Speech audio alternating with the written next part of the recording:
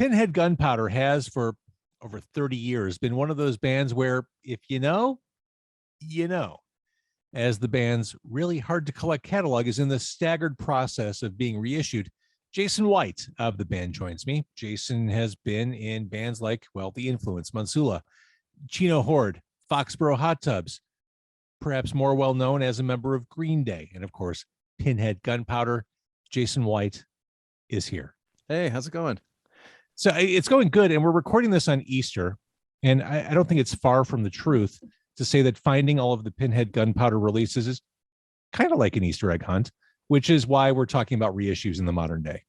Yeah, correct. It used to be. Now, hopefully, it won't be after all this stuff comes out. The reissues are being staggered. The releases being staggered, being put out by 1, 2, 3, 4 Go on colored vinyl, on handsome colored vinyl.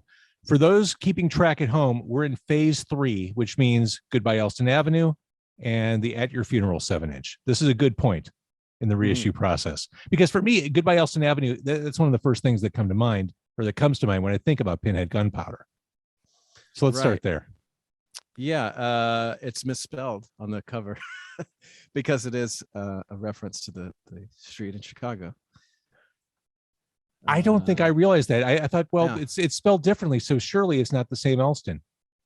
No, it's we realized it was misspelled, maybe a couple of years after we initially did the record, and then we just kept deciding, like, oh, just keep it. It's kind of, I don't know, maybe it's more charming to us or something. So why Ellston? I mean, don't get me wrong, it's a great way to avoid taking the expressway during rush hour, but why Ellston? Honestly, I don't know. I know it was Aaron Elliott's idea. And it had to do with something. I think it was a billboard at the time he was sort of living there that said Goodbye Ellston Avenue. He just sort of took the title and thought it sounded great, sort of like leaving a town or something. I feel silly for not knowing this, but again, it was misspelled. I just assumed, oh, well, that has to be in San Francisco or something. No, it's the Chicago reference. Yeah. So let's talk about Goodbye Ellston Avenue, which is reissued and available.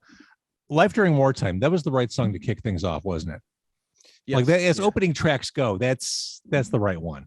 Yeah, it's probably our strongest opening song, I would say, of any of the releases. Yeah. And I love holds up, I think. Yeah. Oh, it absolutely holds up. And High Maintenance, to me, that's my favorite. That riff reminded me of why I like punk rock in the first place. Mm-hmm. Yeah. That just has that undeniable riff, and the drums are just all flourish on that one. Yeah, and it's so fast on the record. I remember sort of trying to go back and play over it to remember it or something. And I was like, oh my God, it's blazing fast because it's kind of a quick riff. It is. Yeah. Well, all your songs are quick. All of Pinhead Gunpowder's library is, if you blink, you're going to miss it. It's gone. That's true. Yeah. We realized that with these reissues where we decided to master everything at 45 because it fits, right? And it's going to sound better. So, but it was like, oh, I guess even our LP still fits at 45 because the songs are short. Are you a vinyl collector? Does it mean something to have all this stuff coming out in vinyl? Absolutely. Like this? I mean, vinyl's my first love, my first preference. I'm not necessarily the collector, but I worked at a record store for many years, and of course, I just love vinyl. So I'm glad to see it's all back on vinyl again. Yeah. So Pinhead Gunpowder still kind of feels like this cool secret. It's not like the band's aggressively built up a social media presence or a digital presence, but considering the membership, considering what you've done in and around Green Day, I'm surprised that the demand and attention for reissues hasn't really reached a fever pitch prior to now, or maybe it has, and you're just getting around to it. Yeah, I don't know. We just, I think we just sort of noticed that, like, oh, wow, it's really becoming hard to find everything or even know if it's still out there, I guess. And we tried to kind of put everything on a different label a while back, and it didn't work out. And I think we just kind of dropped the ball for a long time, and then it came up again, and we're like, well, let's do it with 1, 2, 3, 4 Go. They're local here in Oakland, and just kind of next door to everything we do, really, So you came on in 93 with Pinhead Gunpowder? Yes. Actually, it was late '93, early '94. Yeah, So the songs on Jump Salty preceded your arrival. correct. Yeah, So were you a fan at that totally. point? Yeah, absolutely. I had heard someone. I'm originally from Little Rock, Arkansas, Mhm. and so I was living at this sort of punk apartment, and I remember someone. We just had random sort of punk kids, coming through and staying at our house all the time, or our apartment all the time. And someone had somehow gotten a copy of the Pinhead recordings, the first recordings they did that became Jump Salty eventually. And I was like, oh my god, this is incredible! Wow, it's Aaron, Cometbus, and Billie Joe, and wow, Bill, and Kirsch, and uh, so I was definitely a fan. Yeah. And Big Yellow Taxi. Were the members of the band enraged when Counting Crows had a hit with that, with their version of the cover? For which one was it? For For Big Big Yellow Yellow Taxi. Taxi. I had no idea they did it, honestly. There's a good story though that I think Joni Mitchell actually heard it and totally approved. She loved it. Oh, that's fantastic. Yeah. And Future Day. I mean, I know you weren't on these songs, but Future Daydream. That to me sounds like what I've come to understand as '90s West Coast punk rock. Yeah, I love that song. To me, it defines Pinhead in a way because it's the two singers, right? Mhm. And I think that was kind of the first show I ever played with Pinhead. That was the song we started with. So, and I was singing all of Kirsch's parts. So, yeah, that one kind of is the opening to all of Pinhead to me, really. It's the Rosetta Stone for Pinhead Gunpowder. Yeah, it's the beginning. Yeah, So I came up Genesis. in Chicago in the music scene of the '90s, which for people who weren't there, there's this almost like Camelot perception of what happened in Chicago during that period. Different bands exploded, the scene was on fire. I kind of, as silly as I kind of think that may be, I have the same kind of perception about the West Coast scene of the early '90s. I wasn't around it, and to me, it from afar, it seems magical. What do you remember from that period? It is, and it was. Uh, I had the impression like I came out in '92. So by the time I got to Gilman and the East Bay scene, I mean, I had met a lot of people in bands before that because in all throughout high school, I was in bands and we were hosting other bands and opening up for all the touring bands that were coming through. So I'd met a lot of people from here, from the East Bay. But once I had gotten here, I remember thinking to myself, wow, I feel like I've almost kind of missed it or missed the best part. Because, you know, in punk rock scenes, it's almost like the cycles last so brief, it's 2-3 year spurts and then it's gone, and then it changes and something else happens and that band breaks up and somebody else moves in or whatever.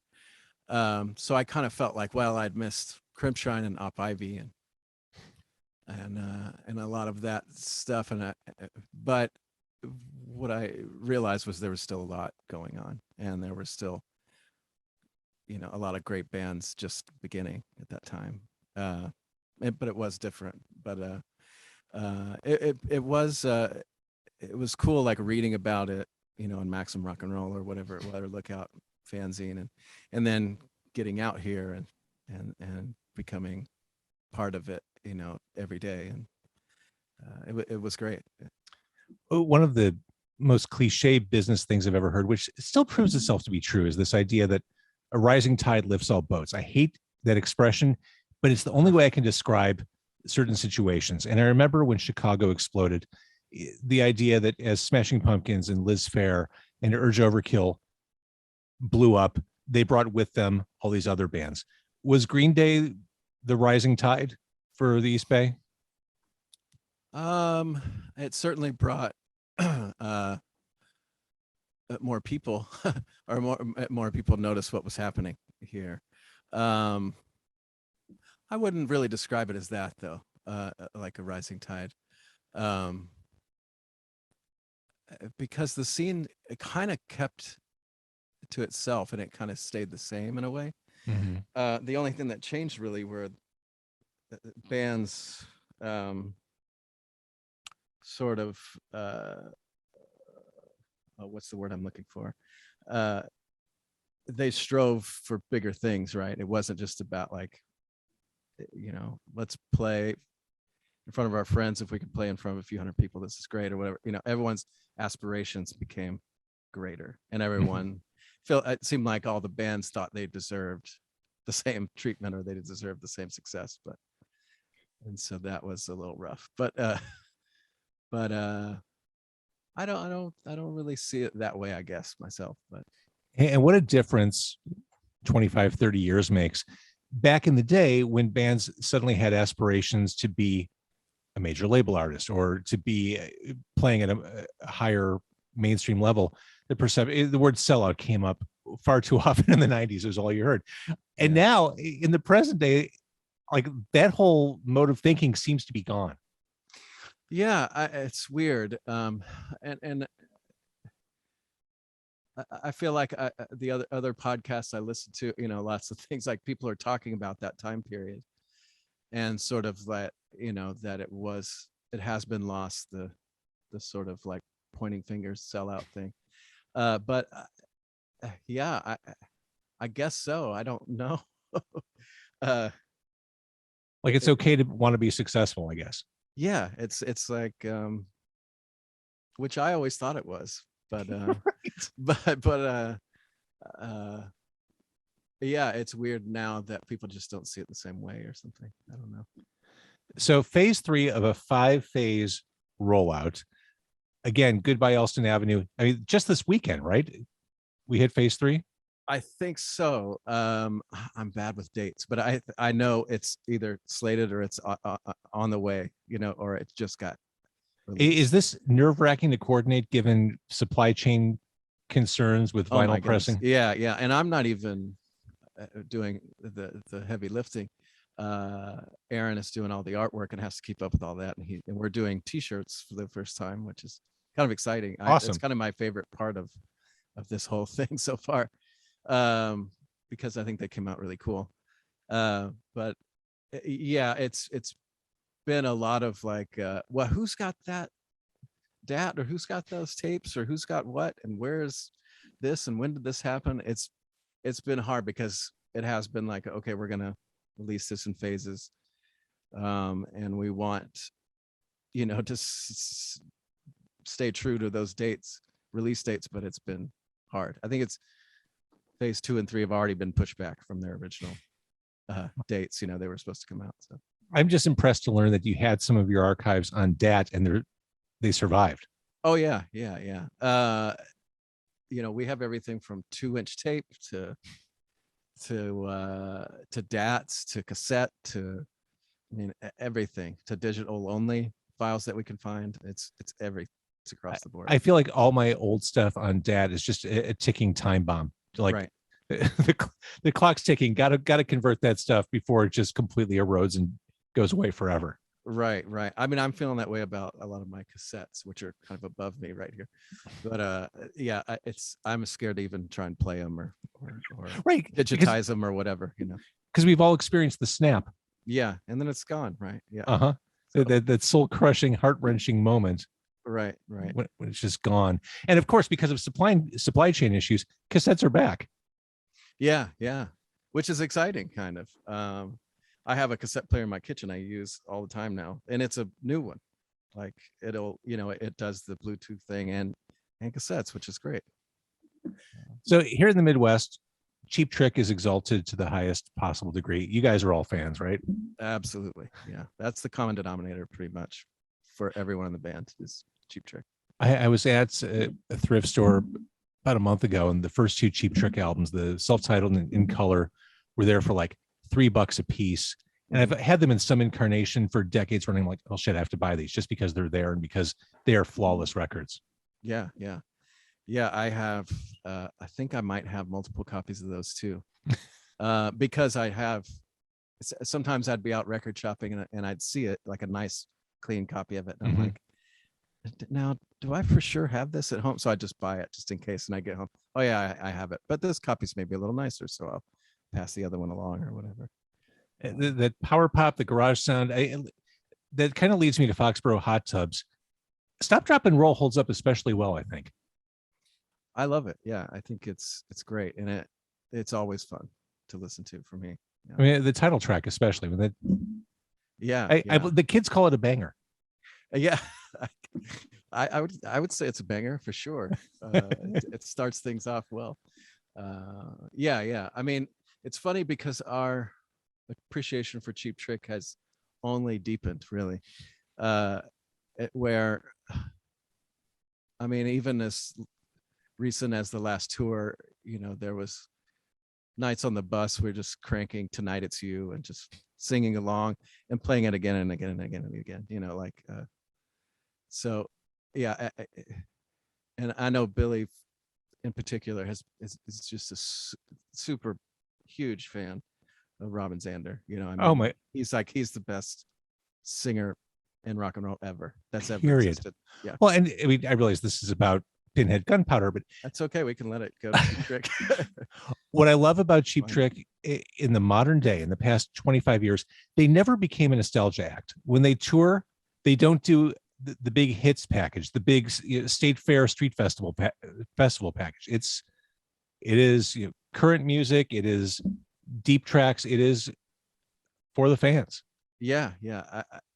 I can't say enough good things about. I mean, and every time I have seen them live, they are fucking fantastic. Well, yeah, and Robin Zander's voice completely holds up. It's insane. It's so good, and it's just it's preserved. Like it doesn't. I haven't heard it wane at all. Oh. Yeah. All right. So Pinhead Gunpowder, these reissues. I guess my question is, what more will be done with Pinhead Gunpowder? Because again, I kind of feel like the band is one of these long-running, decades-long-running, well-kept secrets. Will there, obviously doing shows is a little challenging and problematic to even consider, but I guess what's the game plan moving forward above and beyond reissues? Well, we do have plans that keep changing and getting canceled, and then and they're sort of on the back burner, and we're going to try and get to it. But that, like, we have some songs, and we just need to get in the same room together and hopefully play some shows. We were talking about all kinds of different plans, from going to England, maybe, to go, doing the East Coast or something, hubbing in New York or something and playing a few shows out there.